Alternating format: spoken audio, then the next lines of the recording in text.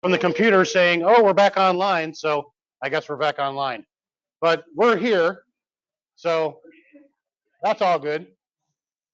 But we're going to talk about a couple of different things today that hopefully maybe you can take with you.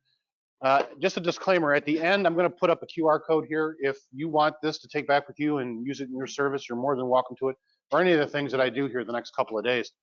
I'm here basically to just facilitate the information, and if it makes sense, take it back, use it, make somebody better for it. That's all I really care about. So I'm finally back. It's been like, I think we figured like 6 years, and I finally got a chance to come back with COVID and all that other nonsense that's been going on. For those of you that don't know me, my name is Chris Ebright. I'm now currently the lead EMS instructor for the University of Toledo's EMS program in Toledo, Ohio. And I've been in EMS now going on almost 30 years. Next year will be my 30th, so I'm going to hang out and get that big certificate that they get from registry. And luckily have the opportunity to come out to many conferences throughout the year, this one included. When Liz, offered me to come back here, I jumped on it immediately because it's a great conference. It's very small, but it's also very good. And you're lucky to have a lot of the resources that you do here. So enjoy your next day or so because you get a lot of great information. How many of you guys like Tyler this morning? Yeah, he's something, isn't he? Yeah. I've met him a couple times. We've had some interaction, and I think he's a great guy. And him and Sam both are doing a lot as far as their foam frad. So if you get a chance to get on their site, by all means do so. It's really good information and good content. That being said, hopefully I'm going to give you a little something here as well. Now, you're going to see some products on here that unfortunately I have no financial interest in. And to be quite honestly, if I did, no offense, but I probably would not be standing in front of you. I would probably be on a beach somewhere having an umbrella drink from all the gobs of money that I'd be making from all these products. But I don't have that. So you'll see them, but just to put it out there, I'm not making any money off them. All right. What we're going to do is talk about a lot of various physical signs that sometimes get mistaken for other things, but if you see them in certain contexts as well, the likelihood is that it's going to help you to better understand what's going on with your patient. It may not be able to change the outcome of your patient, but you might be able to alter your management. And it goes at any level, whether you're at the EMR all the way up through the medic level. You see these things, some of them are worse than others. And they were named after typically physicians that figured these things out. And the medical term for it was called an eponym. So we're going to talk about those. The other thing is, like I said, we'll go through some physical presentations as well as the underlying reason why you see it. All right. So we do this all the time. We've been doing it since day one when we're out there operating. You've got to assess your patient, but you have to do it, unlike in some of the other clinical settings in medicine, we've got to do it a little more rapidly because, well, we get called when in an emergent situation. That being said, we sometimes feel like we rush through it or we're being rushed, but you also want to try to get as much information that you can in the shortest amount of time. So to do that, we look at the patient globally as well as specifically, and in some cases, some of these things I'm going to show you may help you to do that a little bit quicker. Because if you got that patient that's got CHF, COPD, CVD, RSVP, LMNOP, I mean, whatever they got, right? You ask them, well, what medications do you take? And the person says, all of them. Well, how many are there? All those, and there's like a shopping bag full of them. You show up and you're like, well, where do you start? I say, I'll just bring the whole thing. So there's a lot of times where we can't get very specific information. And obviously, in some cases, there may be multiple pathologies that this person suffers from, but which one's the one that's killing them now? And things mask each other. This, diabetics are notorious for this and all kinds of stuff. So it's very hard sometimes to figure out really what the issue is. And, are we getting anything specifically from their history or their physical exam or even their vitals that helps us out? And sometimes it does. Sometimes it does narrow that field down. And quite honestly, that's what patient assessment's all about, right?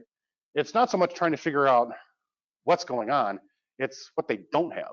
It's just a process of elimination. So we start and use all these tools, start with 15 different possibilities when you show up, and hopefully we whittle it down to something that's, 1, 2, 3, 4, whatever. And in a very high likelihood, you're probably going to treat most of those patients all the same way, despite what you think it might be, right? Now, that being said, sometimes you just can't get that answer. There's just no way to figure it out. So you got to look at other things like signs and symptoms and so on and so forth. If you weren't sure what the difference is between a sign and symptom, well, I'm going to show you, okay? This is a sign. and variations of it. But again, you see something on that patient, and that's what a lot of what we're going to talk about today is. But you also go by the symptoms, right? Which is what? Just in general, what's a symptom? Right. It's what the patient tells you is going on. You can't see it, but they say, oh, my chest hurts. My head hurts. I haven't peed in 5 days, whatever. Okay. So notoriously, ladies, you probably like to agree with me on this one. Guys are terrible as far as being symptomatic, right? We get a stubbed toenail and we're down for 5 weeks. Okay. You give birth and you're like, okay, let's go back. I gotta go finish dinner. Right. So yes, yes, we have, oh, my head hurts. Okay. So we just wuss out about that. Or, oh, my throat, I got a cough. It's dry and the air's all dried me out. Or even worse, oh, I got the flu and I got the chills. Okay. And we just, guys in general, we're just wusses. Right? When it comes to this, when we get sick, we just got to get babied, and that's the way it is. However, if your patient's able to tell you some of these things, is that significant in that particular instance? All right. So this is not the list by any means. We're going to go through some specifics here, but that's what I'm going to kind of go through. Is this what's called an eponym? And basically, it's something that you will see, in this case, a sign that can, in some cases, narrow down your possibilities on your list as far as what may still be wrong with your patient. And in some cases, these are very specific for one thing. So if it's there, you kind of know what you're dealing with. And on top of that, now that I know that I'm dealing with it, sometimes that may also, and sometimes does, change my transport decision, especially out here, because you guys all live out here in Timbuktu, right? Or Timbuk3, however you want to look at it, right? So the point is that, maybe that person I was going to take by ground or take even to this hospital A, maybe now either A, they need to go by helicopter, and or they need to go to hospital B because this is much more serious. So it ends up giving that patient the best outcome possibility based on your assessment. All right, so let's start with these two. So the first one is what's called, excuse me, Cullen sign. So Dr. Thomas Cullen, back in the early 1900s, found commonly this discoloration, almost like bruising around the belly button. And he saw this quite often in certain cases, which we're going to talk about. Now, his colleague, Dr. Ray Turner, about a couple years afterwards, also started noticing correlation with the same kinds of patients, but what he was seeing was a different sign. So we call these Cullen and Gray Turner sign, but if you see either one, or God forbid both, on a patient, what it typically is referring to is, among other things, is that this person has a very, very acute case of pancreatitis, and they're probably bleeding at that. Now, that being said, I will tell you, and you'll see it again, these are late signs, all right? So if you see them, the patient's already kind of going down the tube. But on top of that, they're also very symptomatic from other things. So it should not be too less obvious to you that something's not right with the patient. Now, look at Cullen sign, what it looks like. This is not the best picture of it, but you can kind of see this whole discoloration right here around that area. And among other things, other than pancreatitis, right, what we also look at are these other things here, which are just as terrible or worse, that are killing them even faster. Right? If someone ruptures their aorta, right, that's not a good day, right? But on average, how much time does that patient have before they go bye-bye? 3 minutes, that's about it, right? Because that pipe's going to leak, it's going to fill in the whole entire abdomen, and that's going to be it. There's no way to get it back. That may be something that we're also seeing along with this. You might see some discoloration in the lower extremities, right? So that may give you an idea of what's going on here. If it's a female, could also indicate a ruptured ectopic. If this is a male and it's a ruptured ectopic, that's a pretty neat trick. But, it is 2024, so who knows? So Gray Turner's looks like this. Now, I've never seen Cullen sign, but I have seen this once. And I will tell you, yes, it is a very late sign. It's discoloration on the flanks. It could be one side, could be both. Indicates roughly the same things that you'll see with Cullen sign. The one that I saw was actually a gentleman that we go to pick up that was not responsive. And it was at a assisted facility. Come to find out that he had fallen out of bed the day before. So, of course, they found him on the floor. What'd they do? pick him up, put him in bed, right? And he's normally, he was kind of like the Rico Suave of this institution. I mean, he like all the ladies loved him, right? He talked to everybody. So when he wasn't talking and he wasn't responding and he wasn't acting normal, a day later almost, they call us. Now, for some reason, either they missed it or didn't look or a combination of both. We get there, he's got the covers pulled up to his neck, so we just pull them down. I see this right away. Right? And then two more things went through my head. You know what that was? Uh-oh. Yeah. He was hypotensive. He was, dusky gray. Ended up what had happened when he fell out of bed, we found out on the autopsy because he did not fare well. He did die. That he had shattered his pelvis. And they never felt the instability or he never complained about it for some reason. And being elderly, probably didn't. And started to bleed and just the bleeding accumulated and there you go. So that's what they found in this particular case. So that's Gray Turner's. Like I said, both of these later signs. All right, how many of you are dealing with a patient with appendicitis? Let's raise your hand. Anybody ever had appendicitis? Okay, that's not pleasant, is it? My brother had cholecystitis. We're going to talk about that here in a little bit too. And it was actually fun because I never get a chance to make fun of my brother very often. But when he was writhing in pain from his gallbladder, it's like I had to just take advantage of it. I know I'm evil. It helps. But this McBurney point is what you see right here. And it doesn't necessarily develop right away, but as that appendix starts to become inflamed, if that appendix is where it's supposed to be, and I'll tell you about that here in just a second.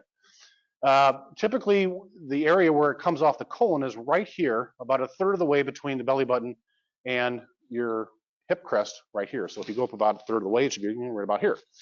That's where they're going to complain of it once this gets inflamed enough that it's irritating the peritoneum, it's stretching itself, it's becoming inflamed, and they pretty much go, yep, it hurts right here. Okay. Now, what would you rather have with someone like this? Someone that's saying, yes, it hurts right here, or, well, it did hurt right here, and then 5 minutes ago it went, and I went, ah. You never want a patient to go, ah, because that means what? And now it ruptured, and now we got a bigger problem. Okay. Now, here's something interesting. Now, it can go both ways, because there are some people, unbeknownst to them and their doctor and everybody else, that they have a condition that is called situs inversus, which basically means your stuff's backwards.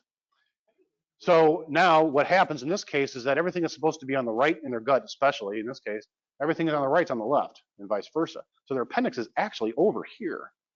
So if you go and palpate or they complain of pain in that left lower quadrant and you palpate and they light up like a Christmas tree, it could be appendicitis, or what it could be is that you've initiated what's called a roving sign. So what happens here, and the theory about it is that your intestines are filled mostly with what? And don't say poop, because that's true, but that's not what I'm getting at. They're hollow organs, so they're mostly filled with air, right? So they're under a certain amount of pressure. So when you go and palpate this firmly, the premise is that that back pressure would go through the colon and distend the lower part of the cecum.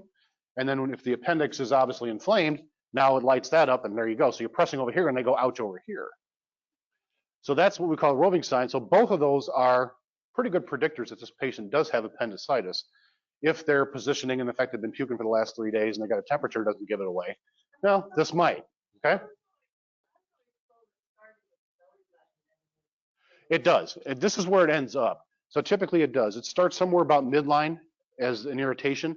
And then when it gets more specific as it grows, that's the McBurney point. That's where it ends up. You're absolutely correct. Yes. But there's other ways to test it. You may have seen this in the ERs. And if you want to get really crazy, do this on scene sometime and watch other people on your scene going, what are you doing? Okay. They say, well, I saw this guy in the pink shirt at the conference. Sounded pretty smart. So I said, well, I'm going to try it. This is called the obturator sign because your appendix isn't necessarily in every person in the same spot. Some are actually shorter, some are longer, some are actually bent back behind the intestine, some are actually adhered to the pelvis because they're long enough, and some are exactly where they're supposed to be in that left lower quadrant. So in some of those cases where you're not really getting a distinct sign, okay, you can perform this maneuver, which is called the obturator sign. And what you do is you basically bend that right leg in a 90-degree angle like you see here, and take the knee, or the ankle, and move it lateral. And as you do that, what it's going to do is put tension on the obturator muscle here. And if that appendix is long enough and it's actually in the pelvis, now that's going to irritate it. And all of a sudden that patient's going to complain of pain. So that's another indication of appendicitis. Or you could do this, because if they got the one that's actually back behind the intestine, you could do what's called the psoas sign, because that muscle back here is now what's going to be irritated. You take their leg and you basically just bring it back like this. And as soon as you do that, okay, and it doesn't take a whole lot of movement. Once you start that movement, they start complaining of pain. All right? So, do they have to be? Well, if she's hot, yes. If not, which is your typical patient, well, I try to avoid that just because. Because it's bad enough your patient's on scene puking, but now when you are too, it just doesn't work very well. You know? Yeah, that's right. Yeah, now we're doing the downward duck or whatever they call that thing. Yeah. Yeah. And it's actually kind of what it looks like when you look at it, but yeah. But there's always those people. Why is it the people that wear yoga pants are the ones that shouldn't be wearing yoga pants? Really? Okay. I mean, like, geez, oh, Pete. I know. It's like, well, it's spandex. It's like, well, it's not expanding enough. All right. So we'll stay in the abdomen. I know this is supposed to be an EMS lecture, but we'll just throw that out the door now. How many of you taking care of a patient that's had abdominal pain and you just still could not figure out what the heck's going on? So we've got a couple here we were talked about, but here's two more. And this one actually will not so much give you anything specific, but what it will do is give you an idea as far as maybe is it solid versus hollow organ. Because solid organs, if they rupture, what's our worst concern in that case? Bleeding, right. And so maybe along with the signs and symptoms we're getting, or maybe we get ahead of it and find it before they start getting symptomatic, even better. So let's go to the Carnet sign. You could do either one of these two maneuvers. You don't have to do them both. One suffices. So either A, as a patient's laying there, you don't do it, you have them raise their chin up into their chest. And or, as they're lying there, you start having them doing abdominal exercises, lift their legs together off the mat. Okay? If their abdominal pain increases in this case, with either one of those two maneuvers, typically what we're looking at here is you've got some degree of peritonitis going on, some irritation of the lining itself, which could be spillage of contents, it could be blood, could be both, depends on what the issue is or why you're there, right? If it's negative, then we're probably looking at some type of specific organ issue that may be more of an itis type thing. And so if that's the case, again, it doesn't tell you exactly what's involved here, but it gives you maybe one path to take versus another. And again, correlate this with your history, your physical exam, your vitals, so on and so forth, right? All right, Kerr sign. Some of you might have seen this before, didn't realize it. How do you know what the spleen actually does, other than bleed a lot? Yeah. Well, it's kind of like if you think of the oil filter on your car, cleans out your oil lines. Well, it's kind of what the spleen does for your body. Okay? It cleans out your bloodstream.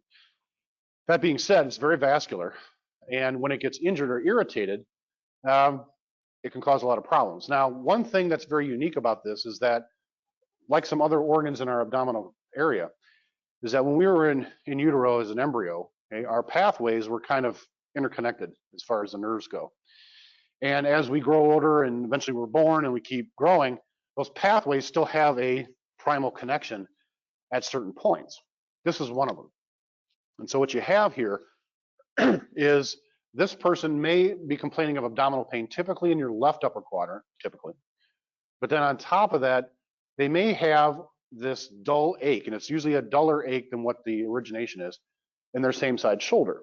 And sometimes they don't even tell you this, but you might notice it because they're just talking to you and they're just kind of unconsciously just, rubbing their shoulder. Or they're doing this every once in a while you're examining them because they're uncomfortable.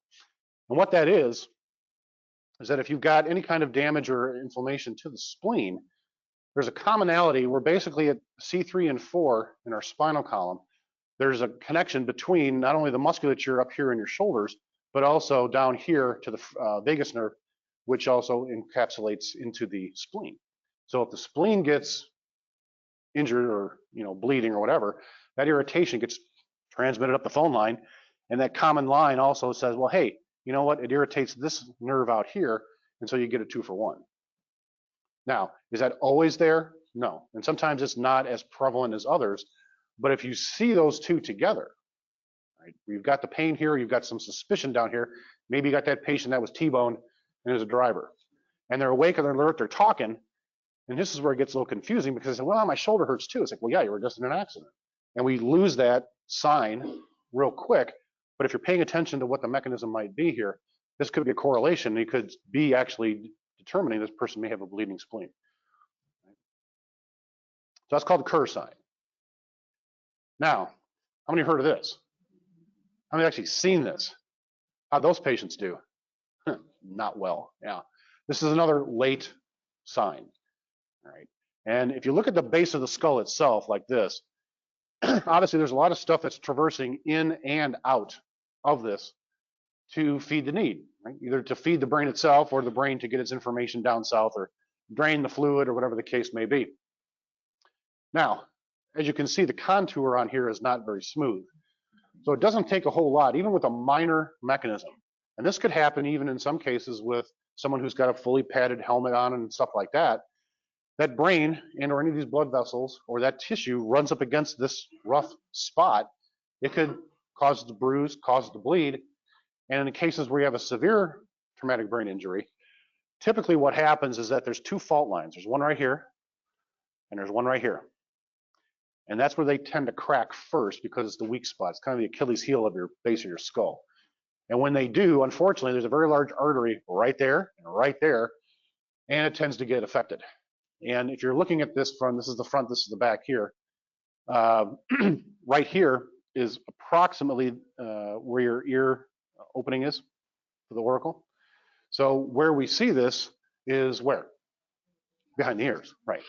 Now, that being said, is being a late sign, okay, this is something that it may look like. Sometimes it doesn't look as severe as this, doesn't stand out as much. But obviously, if we see any kind of discoloration back there, which is called, this is one of my favorite medical terms ever, because it just rolls off your tongue, okay? Retroauricular ecchymosis. Okay, you can sound very refined. It's like, oh my God, he knows what he's talking about, right? But what it means is behind the ear bruising, right? That's all it is. And I'd like to say I made that up myself, but I didn't. But what it does indicate is that at least, if not more, than one of the basal bones in the skull have been fractured. It's not are they, or possibly, it's like they are. Right? And because of that fracture, you're getting the bleeding. The other thing is that, well, why did it happen? And other things you have to worry about, is there other cervical spine considerations we got to take? Is there bleeding in the brain and intracranial pressure building up that we may have to manage? Is there, other associated trauma, chest or abdomen or extremities or anything else that we also have to manage at some point? And, or even more importantly, go back to the whole entire beginnings, is there airway affected? Because it very well might be, okay? So putting all that together, yes, if you see this, note it, great. Take a picture because it might be the only time you ever do see it. But also remember, it is a later sign, so this person's had whatever's going on in their bucket going on for quite a while. Okay, now, another one. It's called the Dahl sign, not D-O-L-L, which is dealing with the eyes. Okay, this is D-A-H-L. This is Dr. Mark Dahl. The statue you see here, I'm sure some of you remember what that is. This is called The Thinker, right, from the artist known as Rodin. Now, it's not very likely that you're going to show up on scene and your patient's going to present like that. If they do, well, you can ask them, what's going on? They're like, I don't know, I'm thinking. But the point is that you can see how he's positioned in this sculpture is that where is his elbow? Right above his knee, somewhere on the thigh, right? So that's where this kind of originates from. And what you get, especially in these populations, your COPDers, your CHFers, your asthmatics, what do they all have in common? What do they tend to present or call you for? Difficulty breathing, right? And when they have difficulty breathing, what do they tend to do to help themselves breathe? The tripod. Now, is that tripoding something that they do automatically, or is it something that you think about like, oh, wait, I'm having difficulty breathing, here we go? No, it's an automatic inherent response. And you've had some of these patients, I'm sure, that you get there and there, huffing and puffing with a capital H and P, right? So consequently, what happens is that they end up putting, in a lot of these cases, if they're your repeat offenders, which a lot of them are, they'll have this tripoding going on numerous times over their entire life. And at some point, what may happen, and you may notice this, is that roughly in those areas, like right here and right here, you see a darkening, if you will, of the skin. okay, a hyperpigmentation of it, that's just an indication from the excessive pressure they were applying while they were tripod. I think I have this using my cell phone in the back. Yeah. And then the lecture went south. Yeah. It's like there's always that one guy. But here's the other thing too, is that it's there. Now, is it anything that we're going to treat? No. But is it something that obviously you're going to know these people? You may see this develop at some point. It's nothing to manage. It's just the fact that it's there. Well, at some point, or maybe even now, this is the time where they've really been working hard to ventilate, and they just applied that excessive pressure, and it just maybe even looks like a bruise in some cases initially. Right? That's what we call the thinker sign. All right. How many have had this patient? I love this one. Okay. I have another name for it. We'll talk about that here in just a second. But Levine, however you want to say it, Dr. Levine, it's something, again, that some of your patients, yes. How many of you have been on that patient that just suffers from this condition called status dramaticus? Right? You show up, what are you doing? Oh, I'm going to die. Okay? And then there's others that don't even do anything like that. But what they're doing is you're doing your assessment, as you're talking to them, things like that. They just, every once in a while, they're just kind of rubbing their chest, right? Unconsciously, they're just, because there's a discomfort. Kind of the same thing I showed you with the curve sign. They're just rubbing their shoulder in that case. So if they're doing that, it's not, again, definitive, but obviously there's some discomfort there. So is it skeletal? Is it muscular? Or is there something like the heart or the blood vessels underneath there involved? So this is, again, do your vitals, do your history, do your physical exam. Do they start to correlate, maybe what we're dealing with here? And then obviously you get them on the monitor. Those of us that can and know what we're looking at, you start seeing some changes. Well, maybe now we've put it together. But it usually is some indication when they're doing this of either a acute angina or perhaps an acute or occlusive MI. Now, Dr. Levine is the one that could have put his name on it. I like to call this something else. And for you older people like me in this room, you're going to understand this. For the younger people, we'll explain this to you later. Okay? This is what I call the Fred Sanford sign. Okay? Because, well, I'll just let you see this and you'll understand what I'm talking about.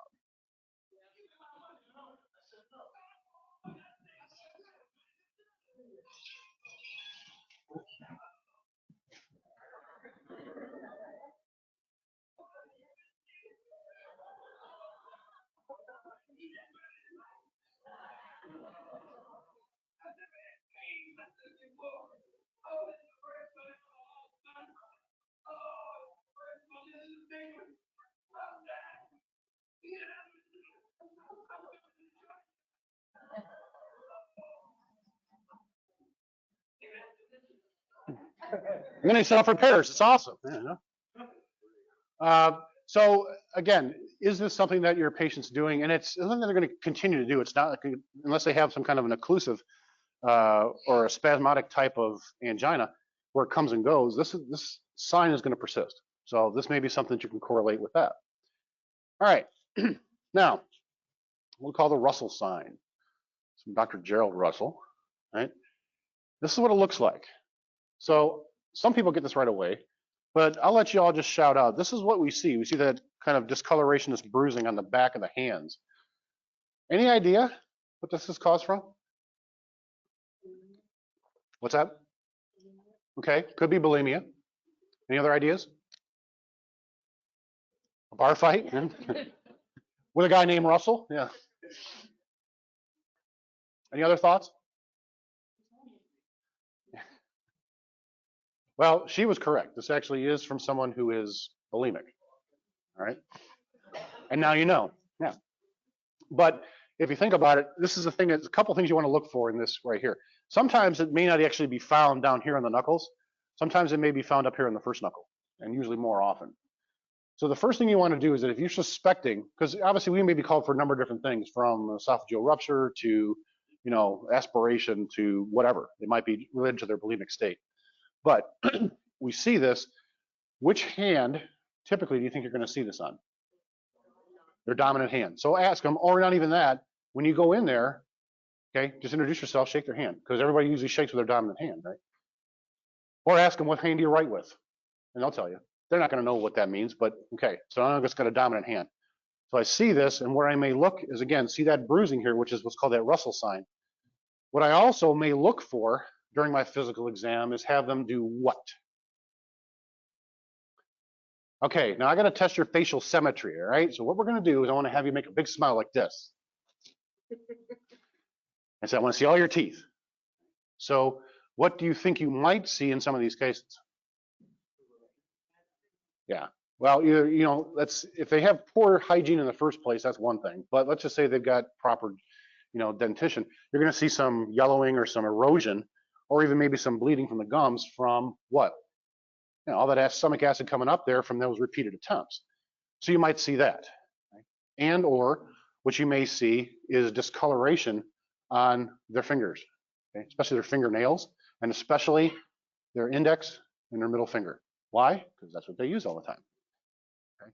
So you put all that together, all right, so now, and maybe they're not going to want to admit, or they don't even know what bulimia is, but you're now concerned with the possibilities, the worst end possibilities of bulimia, which could be esophageal rupture, bleeding, bad things, right? Maybe that's not why we're there, but you see this, and it might be called for something totally outside of what this is even responding to. But you see it and you're like, well, let's ask a little bit about it. Because you might be able to intervene and might make a difference. But again, that's what we call Russell sign. All right, now, guys, yeah, you might want to find something to bite down on because this one's going to hurt.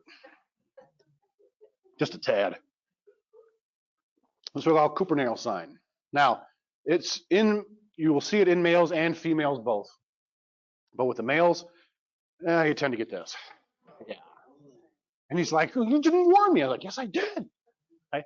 But what you get here, this is strictly representing from what happens when you have a massive pelvic fracture. Okay. So the bleeding in this case, you know, the pelvis itself can hold a couple of liters before you see anything. But where it's going to also leak into, just like if you have an abdominal injury, it's going to leak in all the nooks and crannies. Well, there's your nook and cranny right there. And as you can see, now their scrotum, in this case, going to get the size of a softball or bigger. They're screaming. You look at this, you're puking, right? And it's like, what do we do? But the point is that this is a spot-on indication that if it wasn't obvious from other things you've already assessed, that they do have a pelvic fracture. Now, how many of you actually palpated a fractured pelvis? Okay, how many of you ever want to do that again? Yeah, I did it once, and it's just, it was all I could do not to puke my guts out. I mean, it's just disgusting. But you can tell the instability. In fact, you don't even have to touch them in half the points. You get close to their pelvis, and they're like, stop! Like, I didn't touch you yet. That's good. Don't. Right.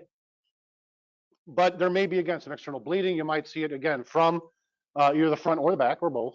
So we got to check, obviously. But if you're seeing this along with it, this is the Cooper-Nail sign here, for the males especially.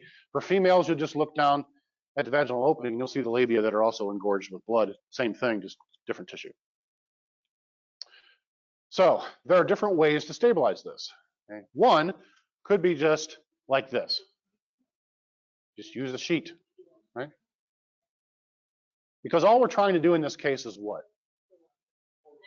Hold it together. Remember, when you look at a mobilization, you look at the root of the word. Mobilize, doesn't move. How you make that happen in a trauma patient? Don't gotta look pretty, okay? Just gotta work. And so this will apply sometimes enough compression that it will, in a pinch, you know, stabilize it. We use mass. Absolutely. I'm gonna show you that here in just a second. So there's lots of options, all right? So that's one. Another could be a commercial device if you happen to have one. The service I was on before I went back to the university, we carried these. Kind of a neat little device. Compact, does the job. Can pull really well, pull a lot of traction on it. Your SAM splints that make up their various belts like this. Gentleman here mentioned if you still carry them and if you can find them and if you can blow the 5 inches of dust off of them, you could use your mask pants. Or in a similar vernacular, you could use headboard. I've done this, I don't know how many times. And it works great. The patient doesn't have to be manipulated. You can slide it right up underneath them. You take the point that's supposed to be on the chest, you tie that off, and that secures the pelvis. And they only use one leg here, but typically what I do is I take both legs, take the headpiece, and then just either tape it or use your straps for your head there. Everything basically from their foot up to their, you know, nipple line is secured. You can lift them up because you got handles on it as well, and they tolerate it, and it's great. Okay, so another option to think about. And quite honestly, like I said, I think I've used that device for its main intent 2 or 3 times in my whole career, but I've used this probably, I lost count, 40, 50 times using it like this, and it works great. All right, so that's Croupenale sign, busted pelvis. All right, we got this one. Now, most people don't realize this actually had a term, but a lot of people know this sign because they've been taught this numerous times. So it's called the Boas sign. And typically, what you get here is you get this kind of, again, irritation, ache, what have you, in the right scapular area on the posterior side. And knowing that this is, again, another referred pain type of presentation, what's their main issue here? I'll give you a hint. It's abdominal. It's on the same side. And it's small. And it's under your liver. Yeah, it's a gallbladder. Exactly. So your cholecystitis patient, again, sometimes, not every time, they'll complain of this, really bad pain up here in the right upper quadrant to the point where they're, again, they can't get still. They puking their guts out. I mean, they're in a lot of pain, very discomforting. But then they also may have this, what they feel, they tell you, they almost feel like a stiff shoulder, right? And usually in this area, right, you see right here is where that will be when you palpate. It'll kind of get a little irritated. Common pathway, again, attached here, refers up here, same thing. And you may have both. It's not always going to be with every cholecystitis patient, but if you do see it, it's pretty much, again, this is the only thing that it is. It's almost an absolute. So it helps to narrow down that field as far as what are we dealing with. So that's a Boas sign. Okay. I like this one too because, he's Italian. Gardarelli. You just let that roll off your tongue. And it's like, man, you sound so cool saying that. But what you've got here is something that's very serious. And you'll probably see this on your physical exam. In fact, you might even see it as you're starting doing your initial exam, where you look at the neck and all of a sudden you see their trachea kind of pulsating to the side. And you palpate the pulse and you look at their neck and you're like, oh, that's not good. Okay? Because what that indicates more than likely is what you see here is a very high thoracic aneurysm. Now, people will have these and have other signs and symptoms. One of the more common things you get are people that have trouble swallowing sometimes. People that all of a sudden got a hoarse voice and that's like, where did this come from? Because it affects the laryngeal nerve up here. Sometimes they may have a cough that just won't go away, like a dry cough almost. So very kind of benign signs and symptoms for the most part. But this, when it's picked up, and again, you can very easily just have them tilt their head back. Right, the pulsating mass, just like if it's down here, don't touch it. For the love of God, please. Because they'll feel, the pain here, and then you press on it, and it's like, oh, that felt better. And then they'll be like, oh, I feel dead. Okay? Because now that blood's going to go where? Now they're just going to die from a massive hemothorax, right? It's going to go in their lungs, and that's going to be the end of it. Or in the thorax, I should say, not in their lungs. So wherever this might be, usually it's either on the first third or the second half, or the second third, I should say, of the horn of the aorta. So it sits basically right there. Your trachea is just on top of it, blow off again to the left, to the right. And so when it expands and expands out, right, and now there's blood still going through there, it expands obviously 360, but what it's going to do is going to take the carina of your trachea and just start shifting it with every heartbeat. And you'll be able to see it here in that case. So this is something that, again, goes along with the rest of your assessment. What are you suspicious of? You pick this up. Again, this is all it is. And this is something that's going to be acute or something that took some time to build up. Now, according to the patient, well, it just got worse today. Right. But if you kind of pay attention to what they're saying, well, they've not been feeling good for the last day or so, and then all of a sudden, now I got this cough, and then the next day, oh, now I just can't seem to catch my voice. So it's been progressive. As this thing's been growing, they'll get more symptomatic. This will be the end game of it, and when it gets to be this big, it's obviously very, very large. Still salvageable. Surgery can fix this, but you got to be very careful how you move this patient. All right, staying in the neck, you also have what's called Kussmaul sign. Now, this is not to be confused with Kussmaul ventilations that you see with a bad diabetic that's in DKA. This is something that you see due to, again, more or less interthoracic pressure as they take a breath. And where you see this on most patients, again, they have these issues going on. Whether, again, it's your chronic COPD or someone that has something directly going on with the heart.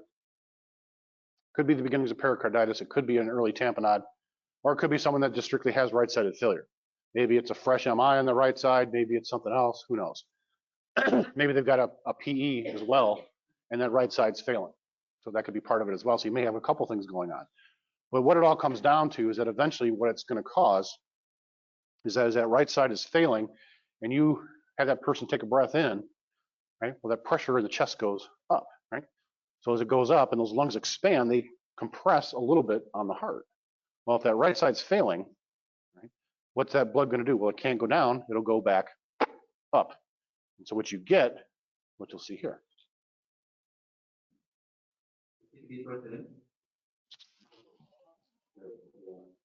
You see how those jugular veins expand out? Even breathing normally, you'll see it. So, you look at this patient here, I mean, she's not, or he, I think it's her, doesn't appear to be any major outward distress in that video. So they very well could just have this while they're sitting there and you'll pick it up because again, they've got this in their history and you're like, huh, okay. But if they are that acute patient, and again, you're trying to eliminate possibilities here, they take that breath in and you see that JVD just stick out like a sore thumb with every ventilation. This is where your thought process can start going to a degree. I mean, there are other things, but these are the more common ones that you see here, whether it's, again, your acute failure, some kind of constriction on the heart itself, or something along those lines. So that's called the Kussmaul sign, JVD on inspiration. All right, now these two, by the way, these nurses have way too much fun doing this. They must have done this for a project at school or something. As you'll see here in a second, they both represent the same thing, just like Gray Turners and Cullens represent roughly the same thing, just different presentations. Brzezinski's and the other one I'm going to show here was called Koenig sign. They also are roughly along the same lines. So we look at this, and what you have here is you're going to have this patient that as they flex their neck, right, their legs, now it may not be to this degree that you see here, being that demonstrative, but in some cases it can be. But what you're going to elicit is that any kind of movement like this, you're going to see some lower extremity movement. And when that happens, the worst case scenario of this is that they've got meningitis. Now, you do this, of course, and you do these signs, we probably took some protective precautions, but in this case, you probably wish you had what at this point? Full body condom, right? Yeah, because you don't want to pick up this, because more likely by the time you do this, and even if you didn't or did have a mask on, it's probably still going to get through there and you've already inhaled it and you're already a product of it too. So you're going to get your prophylactic antibiotics when you show up at the hospital. It's going to turn your urine all kinds of different colors. And if your patient or your partner's never had that happen to them before, don't tell them. It's fun to watch their reaction. But I'll show you what these girls did here. So this is the first test, which is called the Brzezinski sign, which you passively lift the head. In Brzezinski's, I'm going to flex her neck. And her knees flex at the same time, so we need the pressure on the knee. That is a Brzezinski.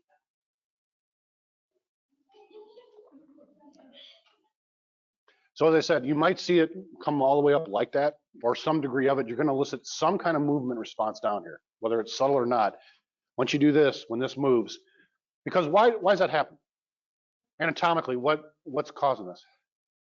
Because the meninges, we know they're up in the head, right? But they're also where? In your spinal cord. Right? It's the same thing, same three layers.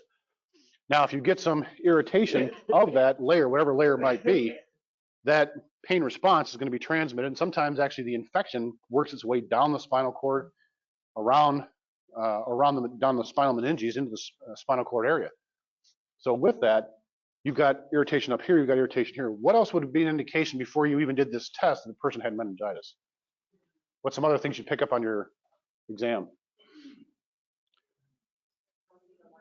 Okay, sensitivity to light's one. What's another one? Okay, probably a very nasty temperature. They don't want to move at all. Everything hurts, right? All those things. Vomiting, almost to the point where it gets so bad that the irritation in their head gets so bad they're vomiting, and it's like they're standing here and they're puking and they're hitting that wall over there, right? And then now we got another problem, because now all we're doing is waiting for that head to spin around like 360 degrees, and now I got an old priest and a young priest to kind of call. So. But those things do happen sometimes very subtly. But again, if your history is starting to figure this out, take the proper precautions. So one thing that we all learned from COVID is that we just can't provide enough protection for ourselves. And even if we do, bugs still find a way. But in this case here, the vast majority of the cases that you're probably going to come across in the pre-hospital setting that you need to be aware of are probably bacterial in nature, and they're airborne. And like I say, it's probably already in the air as you walked in and saw the patient. You may have already been contacted with it. So you have to take those prophylaxis just in case. All right, so what about the other one? So this was one doctor. The other one, well, he's like, I'm going to try to one-up him and see if I can figure out a different way to make this work. So that was Dr. Koenig. And in this case, again, your patient's still supine like you see here, but what's going to happen in this case is that now we're going to go at the feet and see what happens with the head, which you would assume would be what? If I move the legs, that's going to move, right? That's Koenig sign.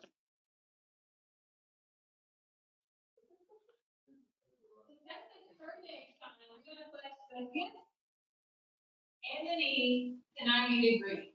Okay. Then I'm gonna slowly spin. If this hurts her back here, she's irritated. Her meninges are irritated. So that's the positive Koenig sign.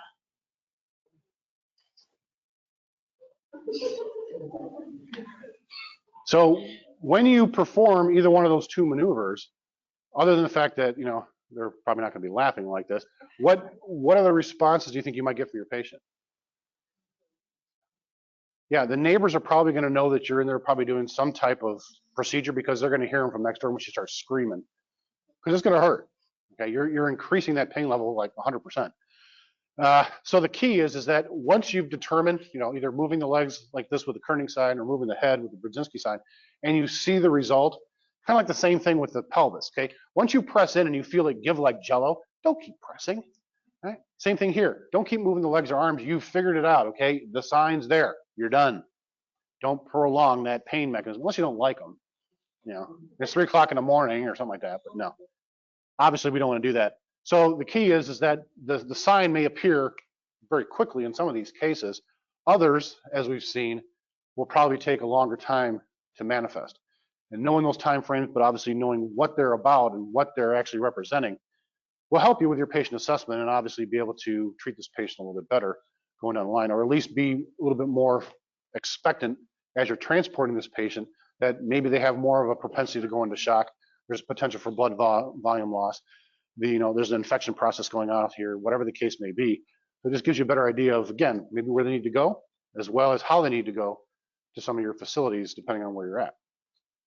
So those are things that we can see on the outside. There's a couple more I'm going to show you here that once you get to the ER, you may see this because they're going to see the x-rays. But you're going to take care of the patient, and most of these are patients that are, again, very dynamic. They're very scary, and especially ones like this, they are kids, so they scare the heck out of us. Right? Now, what you're seeing here is a x-ray of the neck where those 2 white arrows are pointing to your point of interest. Right? And that's actually the tracheal diameter right here that's been narrowed. Your larynx is roughly right up about here. And this is a case of what we call, what? What's this patient got? Croup. Right. So this is what's called steeple sign. It looks like a steeple on a church. Right? See a little point right there? And this is all because of that soft laryngeal tissue that's been inflamed from this viral infection. Now, again, this is another one of my favorite medical terms because this is what's also known as laryngeotracheobronchitis. So the larynx and the trachea both have an itis, which have caused this narrowing. We know these kids because most of the time you can hear them before you see them. How many of you ever taken care of a croupy kid before? Yeah. And they always tell you in the textbooks, oh, it's a seal-like bark cough. And you're like, well, what the hell is that? Well, the first time you hear it, it's like smelling your first GI bleeder. You all know after that what a GI bleed's like, right? Same thing with the croupy kids. As soon as you hear that, you're just waiting for the kid to go like this, right?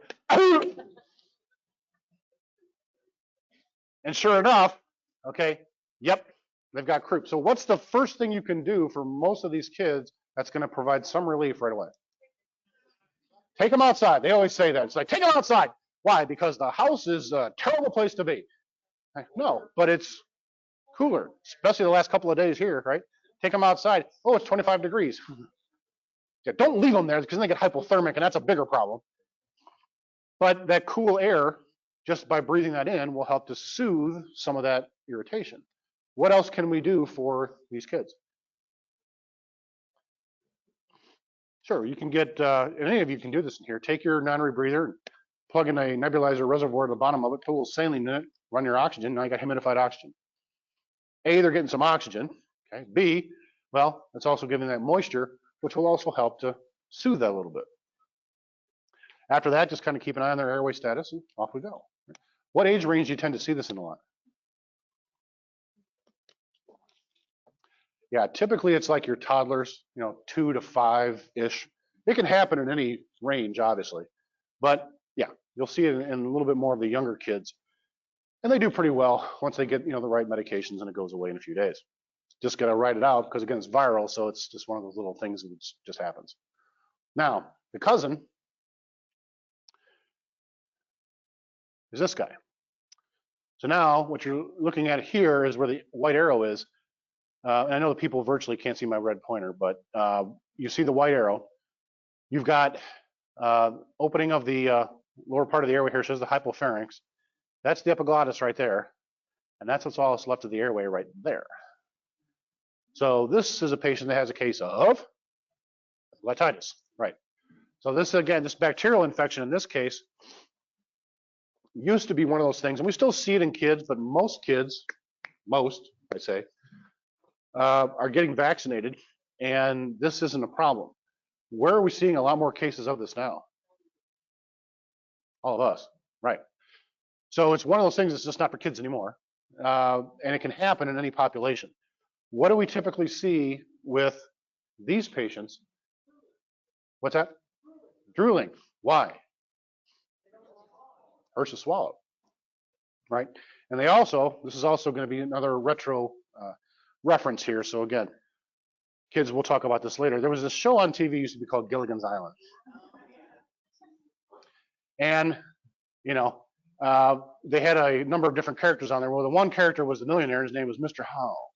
And he always was talking like this. And he always says, "Lovely, bring me another coconut." But his jaw was always kind of jutted out to a degree like this. And what you'll see with an epiglottitis patient is I'm going to do the same thing unconsciously, because as my jaw goes forward, if I do this, what else goes forward with it? Tongue, right? So it's not flopping back, it's not irritating the epiglottis, and what it also does is it helps elevate the epiglottis, so it makes this opening, unconscious to them, makes it a little bit bigger so they can breathe, right? And they'll tripod, and they'll be like this, yeah, and they're gonna drool, one, because they don't wanna swallow, because it hurts, but B, with them out like this, it's a little bit harder to swallow anyways. So they just start drooling all over themselves. Let them.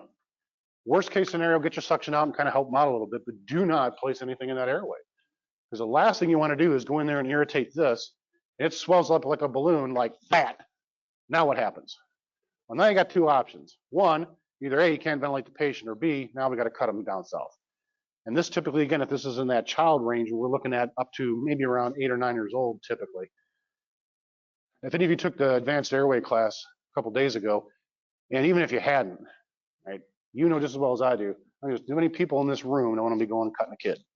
A, because it's a kid, but B, the anatomy is just much harder to find, much harder to stabilize, and much harder to access. So it may come down to that, and obviously we got to do what we have to do sometimes, but what can also be done is try that two-handed positive pressure with BVM. That might get enough volume through there that if you can get any kind of chest rise with it, get it and go.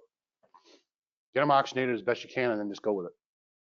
Because if this has got to the point where it's cut off that airway, there's nothing we can do about it, right? My brother, who's a nurse anesthetist, he's had several pediatric cases come in with epiglottitis, and his pucker factor even goes up, right? Now, he's doing this for a living. He's intubated I don't know how many thousands of patients. And so when he tells me he doesn't want to go near a patient like this, I know damn well none of us want to, right? Not that we don't have the choice sometimes, but if you can avoid it, by all means, do what you have to do to, cover the basics. And sometimes even good BLS on these patients and good mask and BVM seal will do quite a bit for these patients and get them ventilated. Okay? So that's your epiglottitis patient. And that's all I got. So, any questions?